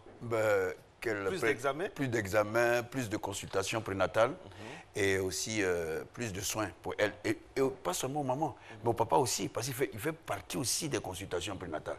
Parce que malheureusement, on croit que les consultations prénatales, c'est seulement à l'hôpital. Non, les consultations commencent d'abord à la maison. Le papa, c'est un consultant. Puis c'est lui le sémeur. Pardon? C'est lui le sémeur, il a sémé. Tu comprends ce que j'ai dit? Ben oui. Je ne vois pas bien. Tu ne comprends pas, parce qu'une femme... Il a commencé. Je n'ai pas commencé. Je n'ai pas encore commencé. Parce qu'on croit que la consultation prénatale, c'est vrai que c'est à l'hôpital. Mais elle commence d'abord par le papa, puisque c'est lui qui est le géniteur. Donc, l'initiative, malheureusement, c'est que c'est lui-même l'initiateur qui devient le désactivé. Parce qu'il fait des histoires à la femme. Et puis après, maintenant, le fruit de sa sémence, maintenant, s'en va. Donc, la consultation prénatale, pour moi, commence d'abord à la maison. Une question qui me vient, voilà, qui me brûle les lèvres. Vous qui avez l'habitude, au niveau statistique, on aime bien les statistiques à matin bonheur, combien de femmes sur 10 font des examens? Font des examens régulièrement? Non, de façon régulière, parce que c'est un peu... ça a été codé. En fait, il faut 3 consultations. 3 consultations prénatales pour les femmes, parce qu'on trouve que, à cause de la paupérisation du système social, il est bon que la femme passe au moins 3 consultations pour une fois. Voilà. Mais sinon, en principe, c'est une consultation par mois. Une consultation par mois. Combien de femmes même respectent ça là? Parce que même, il y a des femmes qui viennent, même, vous m'avez dit, quand on préparait l'émission, qui viennent sans même... Sans avoir pas du tout. Moi, j'ai connu une dame comme ça qui est venue comme ça, avec, en blanc, elle est venue en blanc comme ça, elle dit, ouais, j'ai pas fait de consultation prénatale. Mais c'est dangereux. Oui, c'est très dangereux. Elle n'avait pas de carnet. Pas de carnet, non. Non, l'argument qu'elle a donné, c'est qu'elle allait au village, et au dernier moment, il s'avère qu'elle a eu des œdèmes, c'est-à-dire des pieds qui sont gonflés, et puis sa maman a constaté que ces œdèmes perduraient, et puis bon, donc elle a expédié sa fille. Et elle est arrivée le soir, et puis maintenant, l'accouchement s'est déclenché, et puis elle vient pour accoucher. On dit, elle était surprise par la grossesse? Non, elle était surprise par les contractions, pas par la grossesse. Non, la grossesse, hein, on n'est jamais surpris. Les femmes disent, ça m'a surpris. Il y a des dénis de grossesse. Comment? Des dénis de grossesse. C'est-à-dire? On ne s'en rend pas compte et on sent les contractions. Bon, écoutez, on ne va pas rentrer dans ces détails-là. Sinon, si je vais rentrer là-dedans, ça fera vraiment... Parce que déjà, une femme... Non, mais écoute, quand tu vas avec quelqu'un, c'est normal que les conséquences sont là. Pas les conséquences. Mais évidemment, il y a la douceur, c'est vrai, mais en dehors de ça, il y a quelque chose qui doit subvenir, certainement. Alors, pourquoi les femmes ont peur? Que comprend exactement les consultations? Qu'est-ce qu'il y a à l'intérieur? Mais elles n'ont pas à avoir peur. Elles n'ont pas à avoir peur. Au contraire, comme l'a dit l'élément qui est passé, mais c'est pour éviter beaucoup de choses. C'est pour éviter que, d'abord, que l'accouchement se fasse difficilement, éviter qu'il y ait des pathologies qui sont sous-jacentes, qu'on peut régler, notamment au niveau de la toxoplasmose, vous voyez, avec des enfants qui sont mal formés, vous voyez, ou bien la rubéole, des choses qu'on peut déjà prendre en charge avant la naissance, vous comprenez? Ou bien on peut prendre des précautions avant que l'enfant ne vienne. Mais malheureusement, je ne sais pas pourquoi. Ou bien... mais la consultation, c'est 500 francs dans certains centres communautaires. C'est difficile à comprendre. C'est vrai, on peut en même temps critiquer, dire que le gouvernement fait beaucoup, fait moins, mais en tout cas, de plus en plus, il faut reconnaître que ce genre d'examen, ça c'est à la portée de tout le monde. Bon, écoutez, moi aussi je conseille par expérience, je conseille à mes collègues d'aller doucement, vous comprenez, d'aller à l'essentiel. Malheureusement, c'est qu'on prescrit toute une batterie d'examens. Et puis, bon, ça coûte 20 000 francs. Oh, 20 000 francs, c'est le salaire d'un vigile. Oh, excusez-moi, mais c'est le salaire de quelqu'un. Vous comprenez ce que je dis? Donc, il faut aller doucement, ce qui est nécessaire. Vous voyez, j'ai un professeur qui était très, très, très rigoureux. Il dit, ne prescrivez rien qui ne puisse orienter à un diagnostic. C'est-à-dire qu'on voit une cellule comme ça, juste par routine. Non, non. D'abord, il faut commencer en voyant la patiente. Est-ce qu'elle est capable de pouvoir faire ça? Parce que lui donner des examens à faire et qu'elle ne peut pas faire, c'est la rendre plus malade. Puisque tu as les examens avec toi et tu ne peux pas les faire, ça te rend malade. Donc le mieux, c'est d'orienter les examens, du moins les examens. Vous comprenez? La première des choses, c'est de faire d'abord un groupe sanguin. Savoir que... Deuxièmement, aller faire la numération pour voir si elle n'est pas anémiée. Troisièmement, voir certaines pathologies qui peuvent éventuellement avoir un impact sur l'enfant, la toxoplasmose, etc. Donc, faire un texte de rubéole ou bien de toxoplasmose. Et petit à petit, rentrer dans ces choses-là. Vous comprenez? Bon, en Afrique d'ici, ou bien en Côte d'Ivoire, bon, il y a la sérologie, mais attention, on nous a dit, il faut d'abord demander à la dame, est-ce que en faisant, je veux faire le test, mais si tu le fais de façon délibérée, mais si le résultat vient qu'il est positif, mon ami, tu vas avoir des problèmes, parce qu'elle peut te convoquer.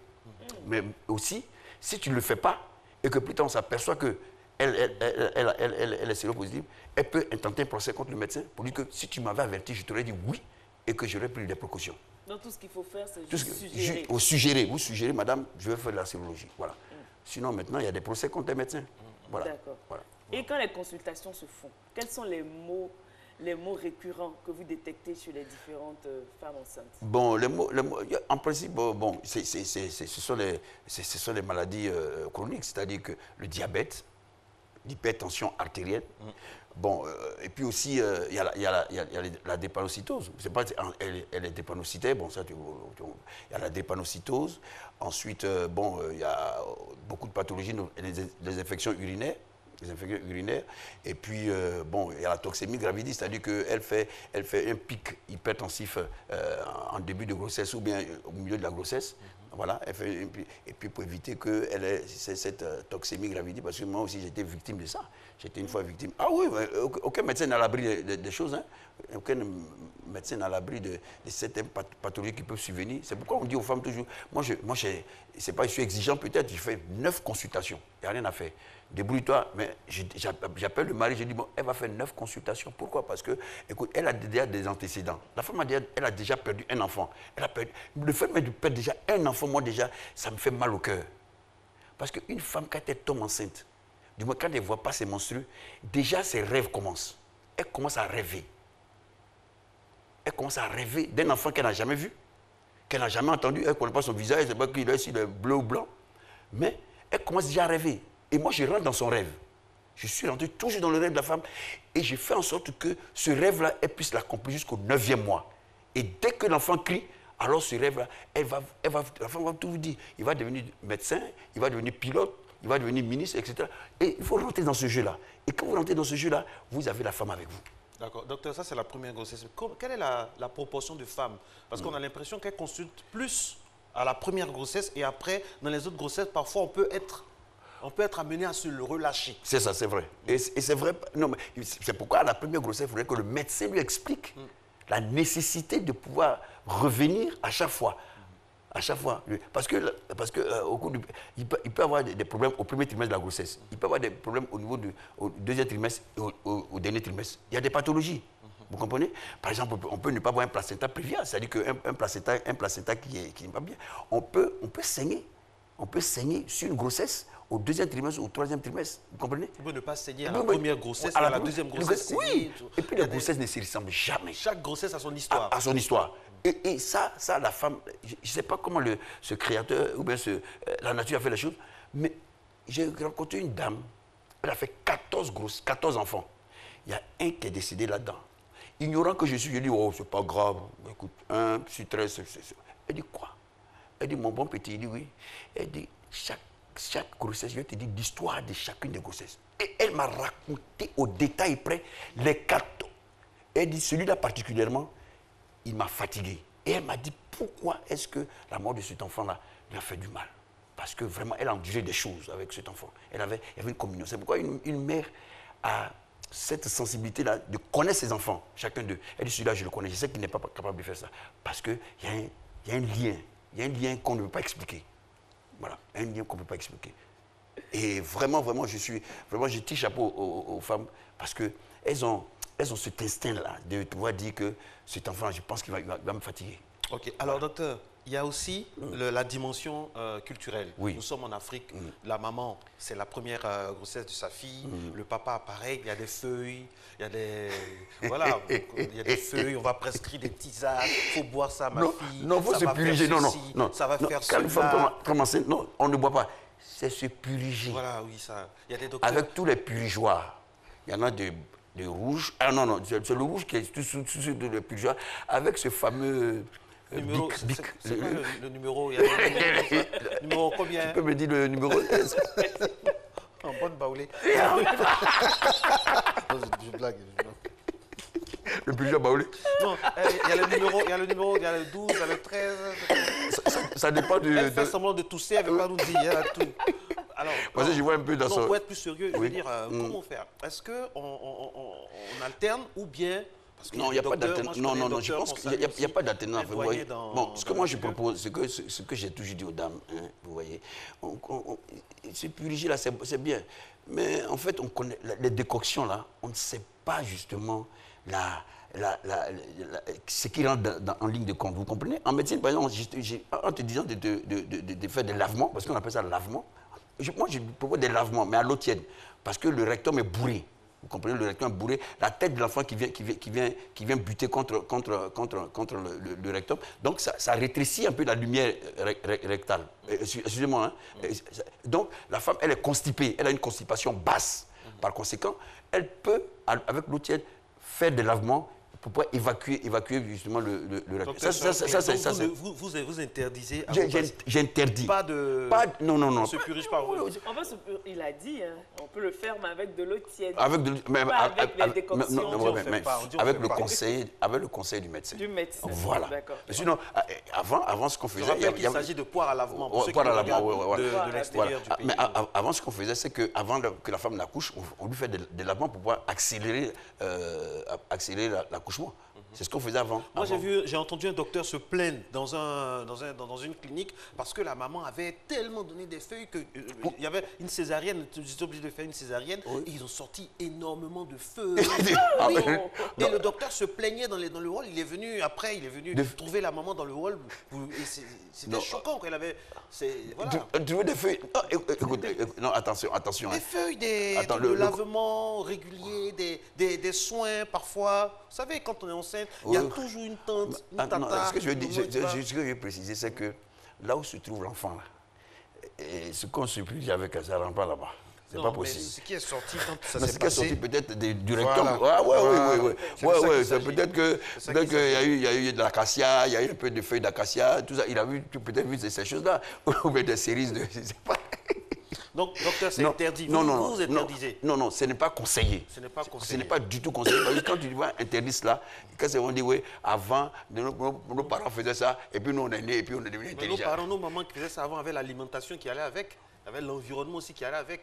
Avec tout ce qui est chimique, maintenant, c'est plus la même chose qu'avant. Peut-être, oui, mais il faut dire que l'alimentation n'a rien à voir avec l'accouchement, certes. S'il y a des complications. Si, non, c'est-à-dire... Quelqu'un qui mange beaucoup salé, ça n'a rien à voir. Oui, c'est vrai. Oui, il y a des règles hygiéno-détectiques qu'il faut donner à la main. Lorsqu'il y a une pathologie qui est sous-jacente, c'est important. Voilà. Maintenant, dites-nous, docteur, quelle est la première chose que vous faites quand vous recevez une patiente? La première chose qu'on fait, c'est son nom d'abord. Son nom, son prénom, son âge, sa taille, sa tension artérielle, sa température et même sa région d'origine, parce que c'est très important. Ah oui, parce que, écoutez, dans la région septentrionale, les gens se marient entre cousins et cousines, vous comprenez un peu? Donc il y a une pathologie qui peut être familiale, notamment la drépanocytose. Vous voyez? Voilà. Donc c'est important de pouvoir situer la région. C'est pas par machin. Si quelqu'un dit, ouais, je viens de Mans, il faut se méfier. Est-ce qu'il n'y a pas quelqu'un qui a un goitre, tout ça? Auquel cas, il y a la maladie qu'on appelle la maladie des bases d'eau. Vous comprenez? Il y a ça. Donc la région, c'est très important. Bon, maintenant, dans la région, il y a quelqu'un que je connais où il y a la bilharziose, vous comprenez? Donc il y a tous ces phénomènes-là. Donc c'est important. Et puis, ça, ce sont les mensurations. Après, maintenant, on passe à l'examen obstétrical. Voilà. On passe à l'examen obstétrical, après avoir demandé son nom, etc. Et on demande aussi les antécédents de la femme, parce qu'elle a eu un premier bébé, un deuxième bébé. Comment se sont passées les autres grossesses? Dans sa jeunesse, comment elle s'est comportée aussi, tout ça. On pose toutes ces questions aussi. S'il n'y a pas eu de choses qui... Elle a déjà eu des interruptions de grossesse. Oui, c'est important, parce que finalement, pour l'identifier, il y a la parité, c'est-à-dire le nombre d'enfants. Le nombre d'enfants qu'elle a, et puis les grossesses. Parce qu'une femme peut avoir eu 5 grossesses et peut avoir un enfant. Les 4 autres peuvent passer à la poubelle. Bon, donc, c'est que... Non, mais c'est vrai. Parce que, pourquoi? Parce qu'après, qu'est-ce qui se passe? Elles ont une béance. C'est-à-dire quoi? C'est-à-dire que le col, elle a tellement fait de curettage ou d'avortement spontané comme ça, que le col s'est ouvert. Et donc, cette grossesse-là, il faut se méfier. Si elle a eu des avortements spontanés comme ça, ou bien comme ça, alors il faut fermer ça. Il faut fermer pour qu'elle ait plus de chances, ou bien plus de probabilités pour que cet enfant reste et qu'il puisse... Fermer? Comment? Comment? Comment vous faites? Comment on fait? Jusqu'à la 12e semaine, on fait un cerclage. On fait un cerclage, et puis après, on libère la femme vers 9 mois et demi avant l'accouchement. Voilà. Donc c'est bon de dire l'anamnèse, c'est-à-dire comment c'est passé. Donner toutes ces informations. Voilà, toutes ces informations, c'est très important. Est-ce que nos sœurs, les Ivoiriennes, impliquent leur mari ou bien il y a des maris qui d'office s'impliquent? Comment ça se passe? Est-ce que vous recevez plus de couples ou bien vous recevez les femmes seules? Oui. En fait, quand le couple vient, il faut savoir que c'est la première grossesse. Voilà. Quand tu vois le mari derrière, c'est que c'est la première grossesse. Là, il est tellement content, il vient savoir comment ça se passe. Et puis il est tout jovial. Tu dis, ouais, c'est ton... C'est pas faux en plus. Oui. Ouais, il est très content. Il dit, ouais, c'est ça. Alors, il pour aller... Il pose toutes les questions. Non, on lui va poser toutes les questions. Donc, est-ce que ça va aller bien, tout ça. Mais à la deuxième grossesse, à la troisième, tu ne le verras plus. Parce que tu ne le verras plus. Parce que, bon, il est habitué à ça. Effectivement, il faut que les maris s'impliquent. C'est très important, il faut que les maris s'impliquent. Parce que, comme je l'ai dit tout à l'heure, il est le premier consultant. Le mari est le premier consultant. Il est le premier consultant et il est bon pour lui de pouvoir entretenir sa femme avant qu'elle n'ait dans la consultation prénatale. Parce que malheureusement, c'est que ce sont les querelles, les palabres à la maison qui peuvent avoir un impact négatif sur le déroulement de l'enfant. Oui. Parce que l'enfant, déjà, à 6 mois et demi, je vous le dis, à 6 mois et demi, l'enfant entend déjà. De grossesse, l'enfant entend déjà. Il entend et il voit la lumière. En 6 mois et demi, l'enfant entend. Donc, tous les bruits qui sont autour, il sait que sa maman est fâchée, il sait ce que sa maman t'a dit, comme il ne comprend pas, mais il sait. C'est-à-dire que tout le système neurovégétatif est déjà développé. Donc, méfie-toi de ce que tu racontes à ta femme. Méfie-toi lorsqu'elle se fâche. Méfie-toi de la musique, surtout de la musique. Ah non, la musique. L'enfant entend la musique. Vous voyez? C'est pourquoi, vous voyez, je ne sais pas si vous êtes au courant, mais on fait de la musicothérapie à les enfants. Voilà, la musicothérapie. Voilà. Bon. Imagine-toi que tu mets du reggae, mais je ne serais pas étonné un jour que l'enfant... Le reggae au moins... Oui, je ne serais pas étonné un jour que l'enfant commence à avoir des attitudes, à avoir le micro. Vous comprenez? L'idéal, c'est quoi? C'est-à-dire qu'il faut allier en même temps... psychologie, avec le conjoint, être assidu au rendez-vous. Voilà, c'est ça. Et puis, mais pas seulement le conjoint. Et puis ne pas être trop ouvert par rapport à tout ce qui vient du village, tout ça. Bon. Et puis, c'est pas là-bas aussi. Au lieu de travail aussi, c'est important. Vous voyez? Parce que la femme, elle va au travail. Quand elle est enceinte, elle va au travail. Parce qu'on croit que la consultation prénatale, c'est seulement à l'hôpital. C'est certes, c'est vrai, ce sont eux qui sont habités. Mais au travail, c'est important. Si elle est trop stressée au travail, ça va avoir un impact négatif sur l'enfant. Si au niveau de la famille, vous voyez, elle est enceinte, on dit non, j'ai vu des cas où on dit tu n'es pas encore doté, il faut que tu enlèves la grossesse. Quoi? Ah oui, j'ai vu des cas. J'ai vu des cas où des mères ont poussé leur enfant à enlever une grossesse parce que c'est un déshonneur pour la mère que sa fille ne soit pas vierge pour aller se marier.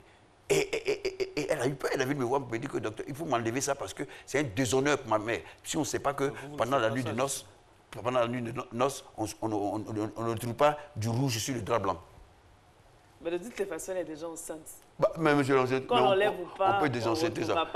On ne retrouvera pas du rouge sur le drap blanc. Comment? Pardon, je dis, elle est déjà enceinte. Oui. Quand on enlève la grossesse ou pas, on ne retrouvera pas du rouge sur le drap blanc. Oui, non, mais elle n'est pas, malheureusement, c'est vrai qu'elle n'est pas enceinte de la personne. Elle peut être enceinte de la personne. Mais je vous le dis franchement. Ça montre un peu la dimension sociale aussi de vos interventions. Vous n'êtes pas seulement quelqu'un qui visite ou bien qui consulte des femmes, mais vous êtes aussi quelque part quelqu'un de...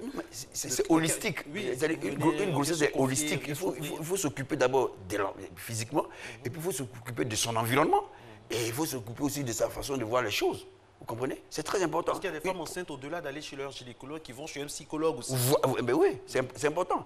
Parce que j'ai eu tellement de cas comme ça. Il y a eu tellement de cas où elle est enceinte et puis elle a son premier travail. Tu fais comment? Elle a postulé pour un travail. Et le résultat sort. On dit qu'elle est policier. Et puis là, elle est enceinte. On fait comment? Il y a un problème. Vous faites quoi? Ou il y a eu un qui me demande, ah non docteur, je ne peux pas, parce qu'elle vient de trouver son premier travail, elle sera en CDD. Donc pour ne pas que moi je sois vraiment, parce qu'elle a été à ma charge jusqu'alors, maintenant qu'elle a eu ce travail, je fais comment? Elle a 2 mois de grossesse. Quelle est l'attitude à adopter? Généralement, les femmes camouflent. Et le camouflage, tu le camoufles. Ça, le camouflage. Pas longtemps. Ouais, c'est pas longtemps. J'ai fait comme moi le médecin. Bon, donc, il y a le volet psychologique, la prise en charge de la grossesse. C'est très important. Ouais. Il y a des métiers. Docteur, pour cette année 2018, certainement que des couples ont pris des résolutions, faire des enfants, premier, deuxième, troisième enfant. Quels conseils vous pouvez donner par rapport à la grossesse, aux examens, aux consultations? Par rapport aux consultations, ce que je conseille, c'est d'aller régulièrement aux consultations. D'accord? Et de se plier à ce que le médecin dit. D'accord? Et aussi demander à mes collègues vraiment de faire une prise en charge holistique. C'est-à-dire quoi? L'homme ne sait pas faire des chairs seulement. Il y a le corps, il y a l'âme et il y a l'esprit. Donc, faire une prise en charge holistique, c'est très important. Vous comprenez? Parce que quand l'enfant vient, quand l'enfant doit venir, il vient dans un environnement. Vous comprenez? Et si cet environnement n'est pas propre et que la mère est de l'autre côté, le papa est de l'autre côté, comment gérer ça? C'est une vie qu'il faut gérer. Celui qui gère un enfant, il gère toute une nation. Donc, cet enfant, il faut le gérer. Parce que tu ne sais pas ce que cet enfant va devenir. Peut-être un délinquant qui va peut-être braquer une banque. Et puis, il va y avoir des morts. Donc, il faut le gérer. Ou bien, c'est un futur président. Auquel cas, il faut le gérer. Vous comprenez? Donc, chaque enfant, pour moi, est très important. Chaque enfant, pour moi, c'est très important. Et si, quand une femme fait un avortement, même à 1 mois, c'est douloureux, c'est très douloureux. Vous comprenez? Ne dites pas comme ça, oh, ça ne fait rien. Dites à une femme, ça fait rien, 1 mois. Je vous dis, elle ne va plus jamais revenir. Plus jamais elle va revenir. Mais si vous participez à sa douleur, je vous dis non, et qu'il y a une seconde chance pour qu'un enfant, elle est rassurée. Vous voyez? Et puis la femme, elle a une dynamique d'oubli. Elle a une dynamique d'oubli. Son rêve peut partir, mais elle est tout le temps en train de rêver d'avoir un autre enfant. C'est ça qui est le talent de la femme. Différent de l'homme. L'homme, lui... Vous êtes vous êtes un homme. Non, c'est pas parce que je suis un homme qu'il ne faut pas que je me... Ah oui. Ah non, pas déconner. Vous avez des enfants? Oh, j'en ai 5. 3 filles, 2 garçons. Et comment ça s'est passé? Ne le provoquez pas. Je vous préviens, je le connais. Oui, allez-y pour terminer. Vous avez consulté votre ce qui était... Non, je vais te dire, ce qui était extraordinaire. Ne mettez jamais l'homme sous cale. C'est-à-dire que les rapports sont possibles jusqu'à 9 mois, jusqu'au jour de l'accouchement. Je tiens à le préciser. Hein. Je dis ça aux femmes. Je dis ça aux femmes parce que pour un homme qui est fidèle, et qu'il risque de devenir infidèle pendant les 9 mois. Parce que si vous vous dites non, je ne veux pas, c'est possible d'avoir des rapports avec une femme jusqu'à 9 mois, jusqu'à la veille. J'en suis l'exemple. Jusqu'au matin de l'accouchement. Jusqu'au matin de l'accouchement. Où est le problème? Il dit j'en suis l'exemple. Qu'est-ce que ça fait? La charité bien dans ça fait du bien au bébé, ça fait du... Non, ça fait du bien à l'homme. Oui. Il se sent, voilà, le responsable. Et la femme, quand même. Oui, mais... C'est égoïste, non, quand même. Non, c'est pas égoïste parce qu'il faut qu'elle sache, elle ignore quelque chose. C'est que le sperme de l'homme contient des produits, j'ai pas vu des produits, qu'on appelle des prostaglandines. Et ces prostaglandines-là sont nécessaires pour pouvoir, pour un accouchement facile. Donc, si tu te mets ça dans la tête que mon mari a un médicament qui va m'injecter pour que je puisse bien accoucher, mais c'est terminé. Donc là, s'il fait ça, s'il fait le doigt comme ça, tu vas courir, par exemple, c'est le médicament qui t'est approprié pour que tu puisses accoucher facilement. Oui. Donc, c'est une histoire de renouveler tes pensées, c'est tout. Mais si tu dois dire que oui, non, je ne vais rien sentir, tu vas sentir. Oui, d'accord. Et l'enfant, je vous dis, comme je l'ai dit, l'enfant déjà, comme il y a un développement neurologique, l'enfant ressent ce que son père ressent. Donc il est content. Papa, vas-y. On est très heureux de vous poser cette question. Merci, docteur. Laissez-moi faire la conclusion. Merci beaucoup, docteur. Merci beaucoup, docteur. Donc, on se rend compte que c'est très, très important. Oui. Les consultations et les examens prénatales, c'est très important. Donc, futurs parents, n'hésitez pas, voilà, dépassez vos peurs. Allez rencontrer les médecins, les gynécologues qui sont là. Ils sont là pour vous donner des conseils appropriés afin que votre grossesse se passe très bien. On se donne rendez-vous demain sur le même canal. Au revoir. Bye bye.